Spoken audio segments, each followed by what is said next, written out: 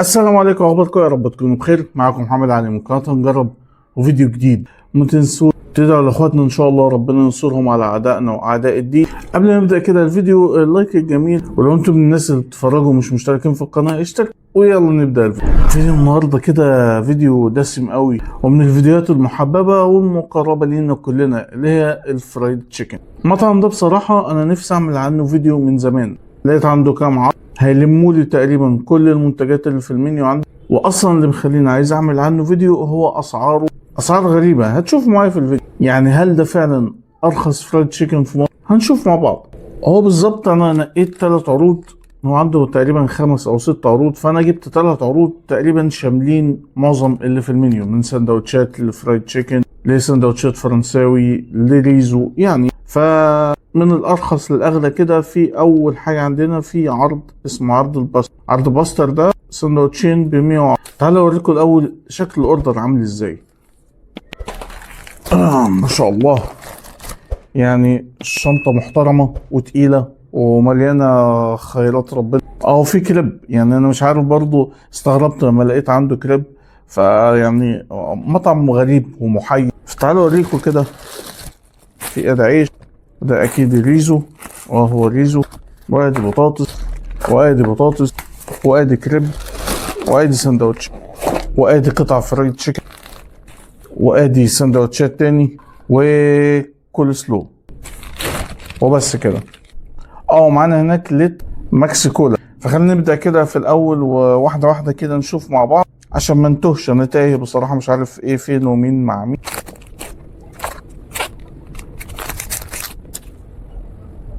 المفروض يبقى في عرض من ضمن العروض، في المفروض 6 قطع بروست و6 قطع ستريبس. فده خلينا نشوف كده مع بعض ده ايه. انا بخاف من الاوردرات الكبيره. دي اللي هي البروست، 6 قطع بروست. يبقى كده انا ناقصني الستريبس. طيب انا هكلمهم بقى واشوف ايه اللي حصل، واحنا في الحلقه كده ماشيين مع بعض هقول لكم بالتطورات اللي بتحصل. طيب خلينا بقى نبدا كده حاجه حاجه، وخلينا نبدا بعرض. نبدا بارخص عرض معانا، واللي هو عرض الباستر. هما سندوتشين ب 110 بس كده. طبعا هنزل لكم صوره العرض عامل ازاي. يعني السندوتشين 110، يعني السندوتش ب 55 جنيه. يعني مش عارف اسعار 2000 وكام، 2015 مثلا. هو واحد فراخ، وبيبقى سندوتش واحد فراخ وواحد بيف. فهنشوف. نسيت اقول لكم اسم المطعم، هو مستر بيكر. فتعالوا نشوف. ده اول سندوتش معانا، ده اللي هو البيف، برجر بيف، حجم معقول بصراحة يعني. وفي ريحة شوي كده طالعة. ادي القطعة، وادي شوية صوصات، وادي صوص، وادي البصل المكرمل من فوق، ومن تحت شوية الخس وطماطم وخيار مخلل. تعال نقسم كده السندوتش ونشوفه من جوه.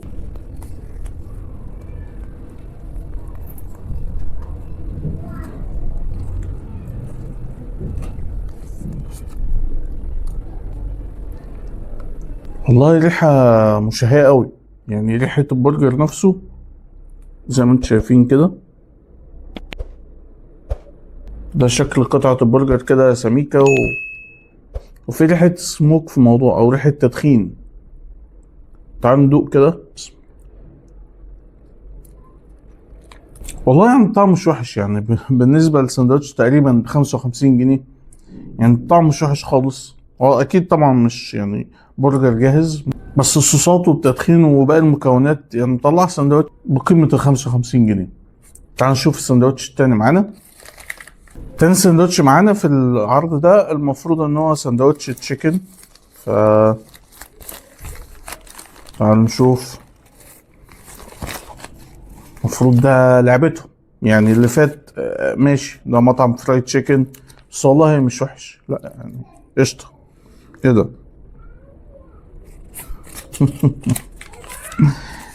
ليه كده؟ حطولي سندوتش بيف برضو، تقريبا انا حاسس ان انا هيعجبني فقال لك خد 2.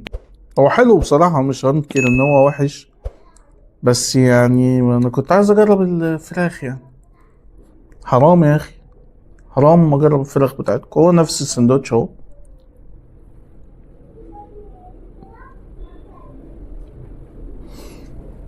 فطبعا مش هنجربه خلاص كده، وخلينا نروح للعرض التاني. طيب ادي عرض تاني اسمه، اقول لكم بالظبط، اسمه عرض او بوكس الصحاب ب 225 جنيه. عبارة عن ايه بقى؟ عبارة عن واحد كريب وثلاث سندوتشات، 2 فرنساوي واحد اللي هو كايزر، وصوابع او بطاطس صوابع، وواحد لتر حاجة ساقعة. طبعا يعني عرض زي ده مش عارف يعني فعلا ارقام غريبة. مش عارف، اكتبوا لي كده في التعليقات الاسعار دي ايه يعني. عرض ده كله ب 225 جنيه بس؟ في اي مكان تاني 225 جنيه دول ما يجيبوش كريبايه وساندوتش من اي حاجه من دول، ومن غير حاجه ساقعه ويمكن وبطاطس.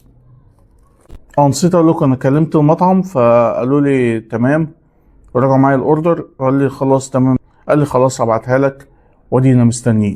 طيب تعالوا نشوف كده البطاطس اول حاجه. اه انا عايز اوريكم شكل العرض كده من غير التغليف بتاعهم. ده عرض ب 225 جنيه. طب تعالوا كده نجرب البطاطس. انا عارف ان هي في الدليفري مش ملهاش يعني تقييم بصراحة، بس يعني ادينا بنشوف. اه بص البطاطس بتاعتهم عاملة ازاي، زي بتاع المقاطعة. تعال ندوق. بسم الله. لا بصراحة بطاطس عادية خالص من غير اي ملح ولا اي حاجة، وتقريبا جاهزة، ده مش تقريبا، ده اكيد جاهزة يعني، فطبعا بره التقييم. تعال نبدأ كده بالكريب ونشوف. حتى ما اعرفش هو الكريب بايه يعني، هو زي ما مكتوب كده في العرض، وما خيرنيش باي حاجة، بس يعني وزنه محترم بصراحة. نشوفوا كده الحجم. اه انا عايز اوريكم اللوجو بتاعه، ده شكله، وادي شكل الكريب كده. هو طري بصراحة، لان باين ان هو يعني من الدليفري والسخونة مع العرق بتاع الكريب نفسه، فيعني طري، مش اللي هو بيبقى مقرمش ده.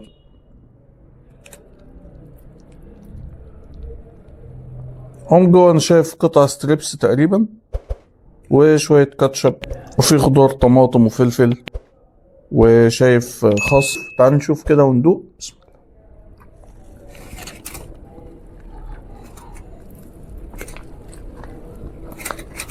ندوق كده الستريبس لوحده. مم. لا في مبشر بصراحة، حلو الكريب، مش اقوى حاجة بس يعني في طعم كده، فراخ طعمها لذيذ بصراحة. تعال نشوف السندوتشات. ده تقريبا تشيكن باربيكيو، بس ده حجم السندوتش بصراحة حجم محترم جدا، يعني حجمه حلو مش وحش، والكمية جوه برضو، كمية الحشو يعني، لا حاجة، سندوتش مش فاضي يعني. ده قطع فراخ تقريبا على الجريل ومعاه صوص باربيكيو. شايف كمان في خس وصوصات وبصل مكرمل. طيب تعالوا كده نقطع وندوق.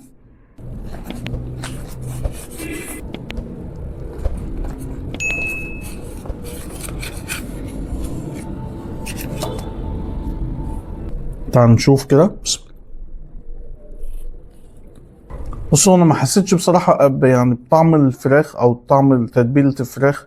صوص الباربيكيو طاغي على كل حاجة، يمكن اللي متابعني عارف ان انا عشان كده ما بحبش صوص الباربيكيو. بس قطع فراخ حلوة ومحترمة، والتسوية بتاعتها معقول، فبالنسبة لي يعني ياخد 6 من 10. تعال نشوف السندوتش التاني. تعال نشوف السندوتش الفرنساوي التاني اللي معانا. تقريبا كان زنجر على ما افتكر. بالظبط كده. هبص حجم السندوتش كده قد ايه. هو عبارة عن قطعتين ستريبس وفيه طماطم و ده خير مخلل وخس وشوية صوصات كده، تقريبا هيبقى فيهم حاجة سبايسي. طيب تعالوا كده نقسمه ونشوف.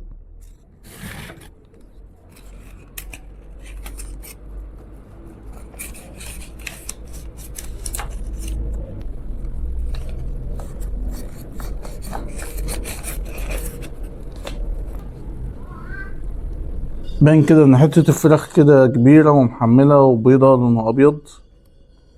يلا بسم الله. لا بصراحة هو ده طعمه اخف بكتير من طعم السندوتش ده، يعني ده اديله 4/10. تعال نشوف اخر سندوتش معانا في العرض ده. وانا مش عارف بقى برضه هيدينا سندوتش بيف مثلا ولا ايه، مش عارف. يا رب يكون سندوتش فراخ. لا الحمد لله طلع سندوتش فراخ. طيب ده نفس حجم السندوتش هو حجمه وسط على فكرة. في ادي قطعتين ستريبس، وفوق في صوصات، ومن تحت في اللي هي الخضرة بتاعتنا اللي هي طماطم وخيار مخلل وشوية خس وصوصات. تعالوا ندوق كده.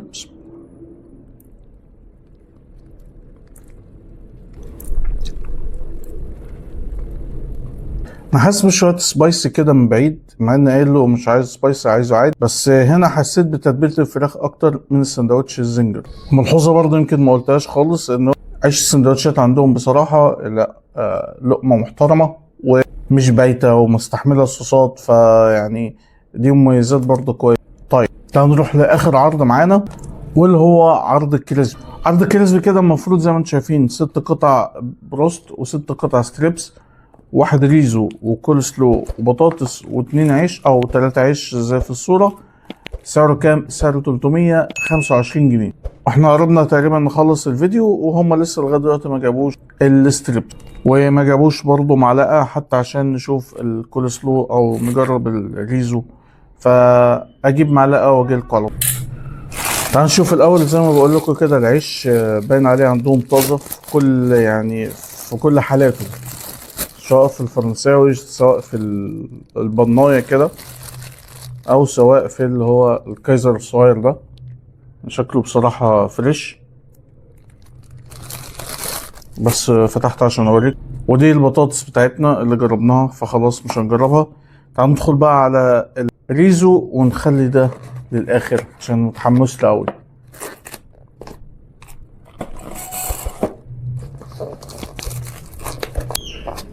يعني هي العلبة حجمها وسط، ولا هي صغيرة قوي ولا هي كبيرة قوي. وده شكل الرز او شكل المكونات.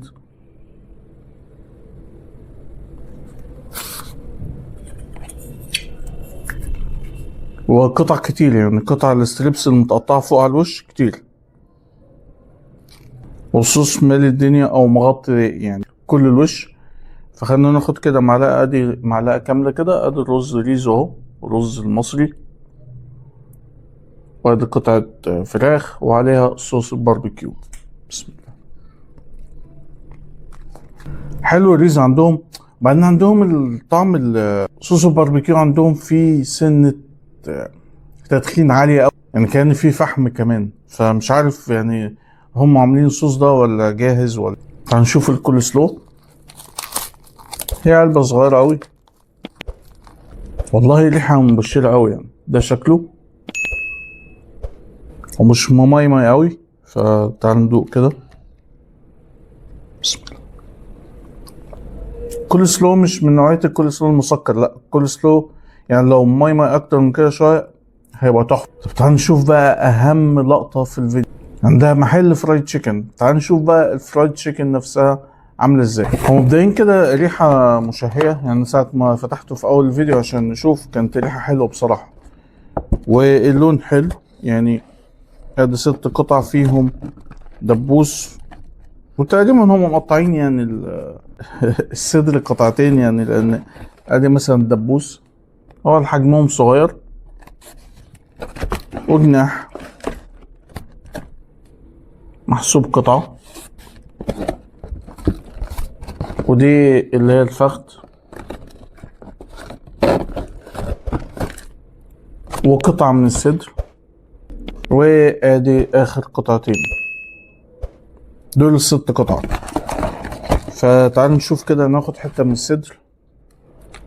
تعال ندوق. بسم الله.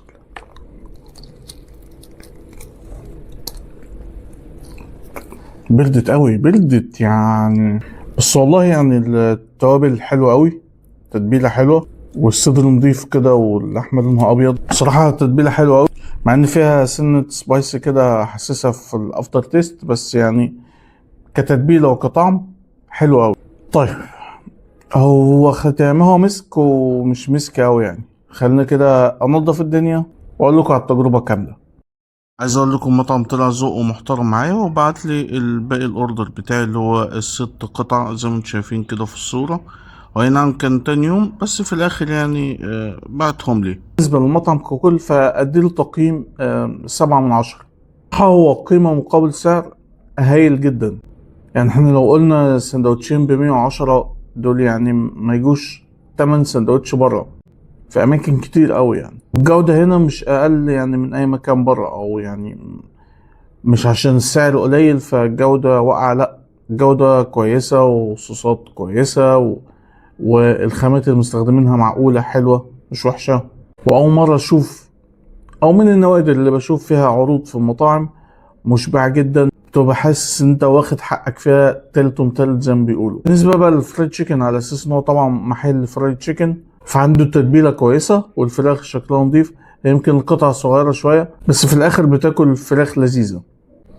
وبس كده، متنسوش لو عجبكم الفيديو تدينا اللايك الجميل، ولو انتوا بتتفرجوا لغايه دلوقتي فيعني شكرا ليكم، واللي مش مشترك في القناه يشترك وفعل زر الجرس عشان يوصل له كل الفيديوهات اللي جايه. عنده اي افكار يكتبها لي في الكومنتات، نعمل مثلا افكار المتابعين او اقتراحات المتابعين.